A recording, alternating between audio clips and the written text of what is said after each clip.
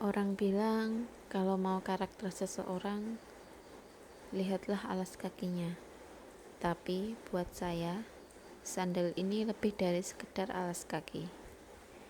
Ini saksi bisu kemana saja kaki ini melangkah, termasuk langkah-langkah yang saya tempuh sendirian selama ini. Debu itu jahat ya.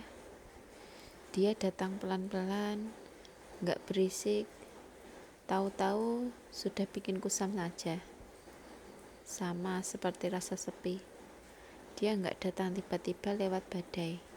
Dia datang lewat debu harian yang menumpuk di sudut-sudut hati yang jarang disapa.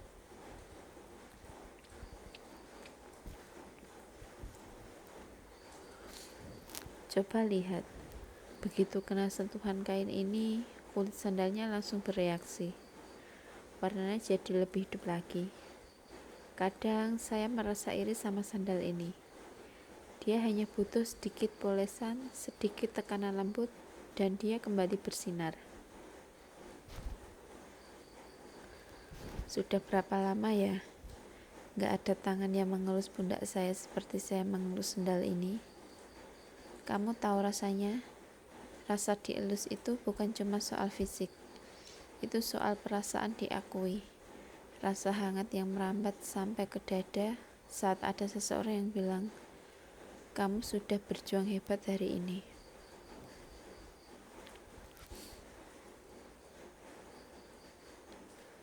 Menjadi wanita mandiri itu pilihan yang membanggakan, katanya. Tapi jujur, di usia seperti ini, kemandirian kadang terasa seperti beban yang berat walau dipikul sendiri terus. Saya rindu, sangat rindu. Momen dimana saya nggak perlu jadi kuat 24 jam. Saya membayangkan, ada seseorang di kursi sebelah saya sekarang. Bukan cuma melihat saya bersih-bersih sendal, tapi dia yang mengambil kain ini dari tangan saya, lalu bilang, sini, biar aku saja yang urus sendalnya. Kamu istirahat saja. Lalu dia mengelus rambut saya, lembut sekali. Kedengarannya manja ya, tapi memang itu indahnya hubungan kan? Saling mengelus ego, saling mengelus luka. Karena sekuat apapun kita, tetap saja kita butuh sentuhan untuk merasa tetap hidup.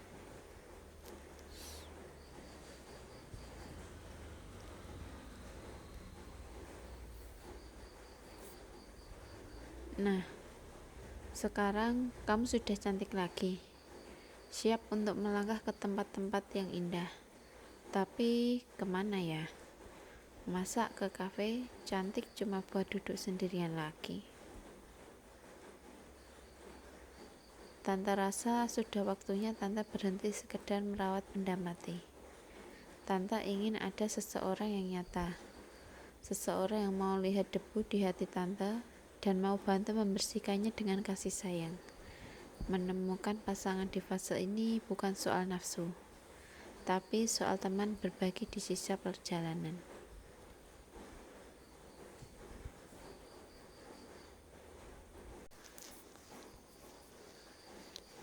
Ternyata merawat sesuatu yang kita sayang itu melelahkan sekaligus melegakan ya. Tapi dari sandal ini Tante belajar satu hal penting. Kadang kita terlalu sibuk memastikan segalanya terlihat sempurna di luar, sampai kita lupa kalau bagian dalamnya juga butuh kenyamanan. Mungkin kamu yang menonton ini juga sedang merasakan hal yang sama. Merasa kusam karena beban hidup, atau merasa berdebu karena sudah terlalu lama sendiri. Ingat ya, tidak ada kata terlambat untuk memoles kembali harapan. Jangan biarkan harimu mengeras hanya karena terlalu lama tidak ada yang menyentuhnya dengan kasih sayang.